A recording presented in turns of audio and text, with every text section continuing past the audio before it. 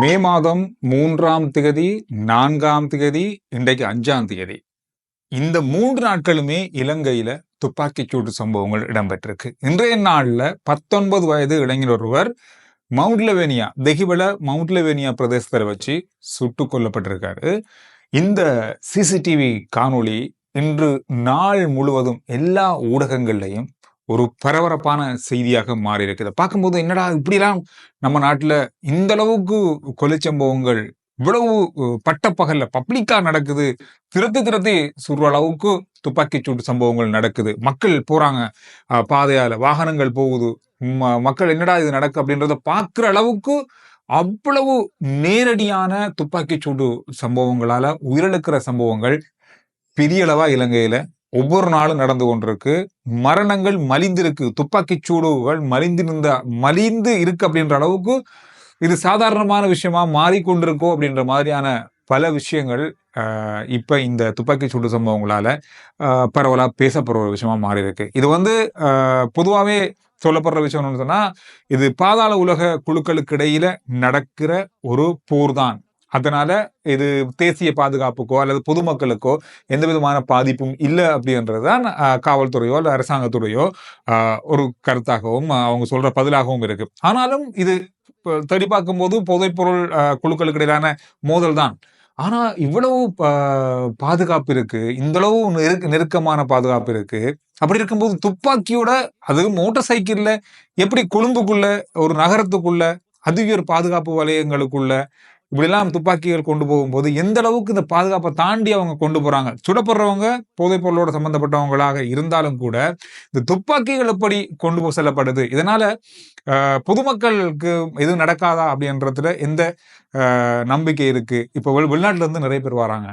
ஒரு சுற்றுலா பயணி தப்பித்தவரை ஒரு காயமடைந்தா கூட எந்த அளவுக்கு இது பெரிய பாதிப்பை ஏற்படுத்தும் அப்படின்றது நமக்கு தெரியும்.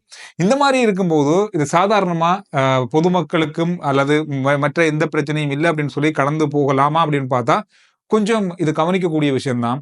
வருங்காலத்துல இது இன்னும் அதிகரிக்க வாய்ப்புகள் இருக்கு அப்படின்னு சொல்லப்படுது. காரணம்னா போதைப் பொருள் தொடர்பான அந்த குழுக்களுக்கு இடையிலான மோதல்கள் தொடர்ச்சியாகவே இடம்பெற்று வரதா சொல்றாங்க. இன்று சுடப்பட்ட இந்த 19 வயது இளைஞர் அவங்களுடைய அம்மா போதைப்பொருள் கடத்தலோட அல்லது போதைப்பொருள் தொடர்பாக கைது செய்யப்பட்டு பல வழக்குகள் நீதிமன்றத்தில் உள்ள ஒருத்தர் அப்படின்னு சொல்லப்படுது. அவங்க இன்னும் சிறையில் இருக்காங்க அப்படின்னு சொல்லப்படுது. இந்த போதைப்பொருள் கடத்தல்களோட சம்பந்தப்பட்டதன் தொடர்பாகத்தான் இவருடைய கொலை இன்றைய நாள்ல மகனுடைய கொலை நடந்ததாக சொல்றாங்க. வடோவிட்டா அப்படின்ற பிரதேசம் தெஹிவலையில இருக்கு. நான் இப்ப பேசி கொண்டிருக்கிற இடத்துல இருந்து சரியா 1.5-2 கிலோமீட்டருக்குள்ள 2 கிலோமீட்டர் கூட வராது. இந்த பிரதேசத்துக்குள்ள உள்ள ஒரு மிக முக்கியமான பாதாள உலகத்தை சேர்ந்த ஒருவருடைய சகோதரர் அல்லது சொந்தக்காரர் இவர் அப்படின்னு சொல்றாங்க ஆரம்ப கட்ட விசாரணையிலிருந்து. இந்த வடோவிட்டா அப்படின்ற பிரதேசத்துல கடந்த நாட்கள்ல அல்லது கடந்த வருடத்துல இந்த வருஷத்துலையும் பலதரப்பட்ட துப்பாக்கி சூடு சம்பவங்கள், இரட்டை கொலைகள், இந்த மாதிரி பல விஷயங்கள் நடந்த பிரதேசம். இந்த பிரதேசத்துல தெஹிவலையில, கரவாம்பிட்டியில எல்லா இடத்துலயும் போலீஸ் ஸ்டேஷன்கள் இருக்கு. இந்த வடோவிட்டாவுக்கு அப்படின்னு சொல்லி தனியான ஒரு காவல் நிலையை அண்மையில கொண்டு வந்தாங்க. அந்த ஏரியாவுக்குள்ள போகும்போது எப்ப பார்த்தாலும் எங்க பார்த்தாலும் போலீஸ் இருப்பாங்க. ஆனா எப்படித்தான் இருந்தாலும் இந்த போதைப்பொருள் விஷயமானது இன்னும் அதுக்குள்ள அவ்வளவு பெருசா கட்டுப்படுத்தப்பட்டிருக்கு அப்படின்னு பார்த்தா ஓரளவுக்கு ஓகே. ஆனா நாம எதிர்பார்த்த அளவுல இல்லை அப்படின்றதான் உண்மை.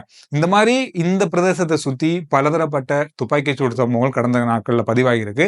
அந்த ஒரு விஷயமும் இன்றைய நாள்ல ஒரு போதைப் பொருளோடு சம்பந்தப்பட்ட ஒரு துப்பாக்கி சூடா இருந்தாலும் பட்ட பகல்ல இப்படி ஒரு சம்பவம் நடந்திருப்பது கொஞ்சம் அச்சத்தை ஏற்படுத்தியிருக்கு பல இடங்கள்ல. இதோட இன்னொரு தகவல், இந்த வருஷத்துல மட்டுமே இதுவரைக்கும் 42 இன்றைக்கு நடந்ததோட 42 துப்பாக்கி சூடு சம்பவம் நடந்திருக்கு. இதுல 29 கொலைகள் நடந்திருக்கு. இந்த 3 நாட்களும் தொடர்ச்சியா 3ஆம் தேதி, 4ஆம் தேதி, இன்றைக்கு 5ஆம் தேதி தொடர்ச்சியா துப்பாக்கி சூடு சம்பவங்கள் பதிவாகி இருக்கு. நாளைக்கு ஒரு முக்கியமான தேர்தல் நடக்க போகுது. இந்த மாதிரியான விஷயங்கள் இருக்கும்போது இப்படியான துப்பாக்கி சூடு சம்பவங்களும் பாதுகாப்பு தொடர்பான சில கேள்விகளையும் அச்ச நிலையையும் ஏற்படுத்தி இருக்கு. இந்த விஷயத்த இந்த நாள்ல பரவலா பார்த்த ஒரு செய்தியாக மாறி இருந்தது. நிறைய பேர் இந்த வீடியோ பார்த்துட்டு என்னடா நடக்குது அப்படின்ற அளவுக்கான கேள்வியை ஏற்படுத்துற அளவுக்கான ஒரு சம்பவமாக இன்றைய நாளில் இந்த சம்பவம் பதிவாகி இருக்கு. கடந்த நாட்களில் நாங்கள் பேசிய இன்னொரு முக்கியமான விஷயம் தான் சப்ரகமுவ பல்கலைக்கழகத்தினுடைய 2ஆம் பீட மாணவருடைய தற்கொலை. இந்த தற்கொலை தொடர்பாக பகுதிவதை செய்யப்பட்ட அல்லது அதோடு சம்பந்தப்பட்ட மாணவர்களை விசாரணை செஞ்சு அல்லது அவங்கள தேடி இப்ப கிட்டத்தட்ட 4 பேர் கைது செய்யப்பட்டிருக்காங்க. ஒட்டுமொத்தமா 11 பேர்.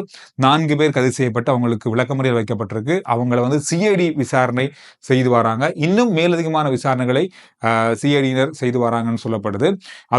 இதோட சம்பந்தப்பட்ட இன்னும் 11 மாணவர்களுக்கு வகுப்பு தடை விதிக்கப்பட்டிருக்கிறதாக சொல்லியிருக்காங்க. மேலதிகமான விசாரணைகள் தொடர்ந்து நடைபெற்று வருகிறது.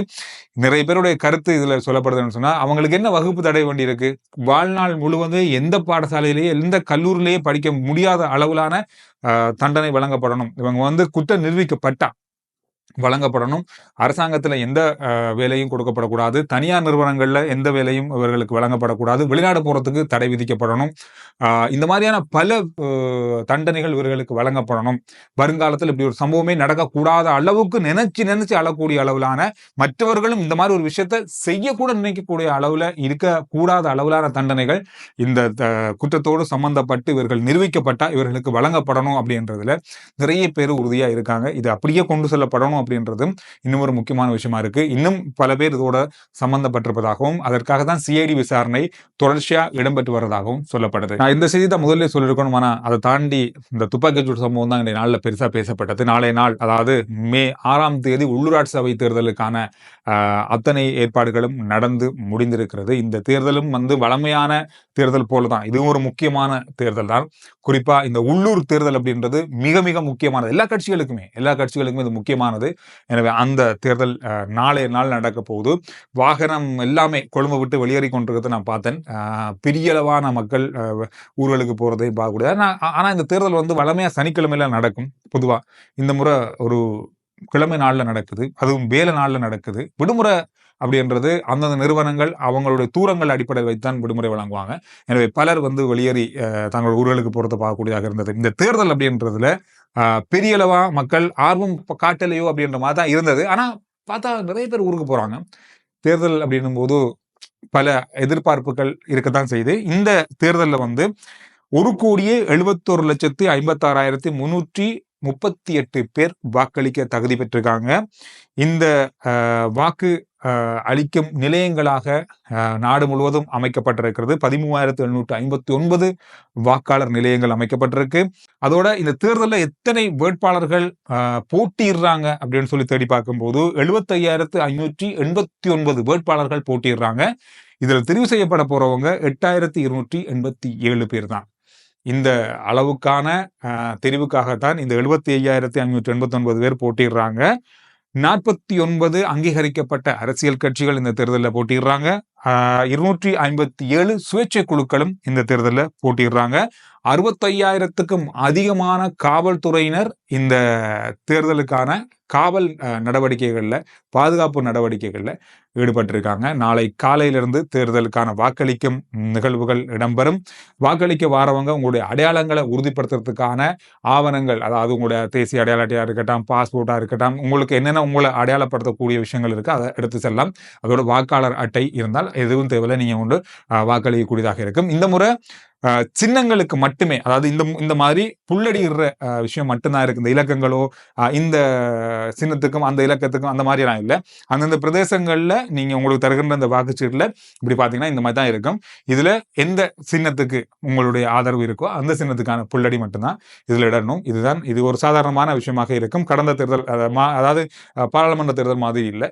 இது கொஞ்சம் வித்தியாசமானது, கொஞ்சம் இலகுவானது நீங்க வந்து இந்த வாக்குல வழங்குறதுக்கு. எனவே இந்த விஷயம் இன்றைய நாள்ல பெரிய அளவு பார்க்கப்பட்ட விஷயமாக இருக்கு. RJ Chandru report YouTube channel, Facebook page, WhatsApp channel எல்லாத்தையும் ஃபாலோ பண்ணுங்க. அடுத்த வீடியோல நான் உங்களை சந்திக்கிறேன்.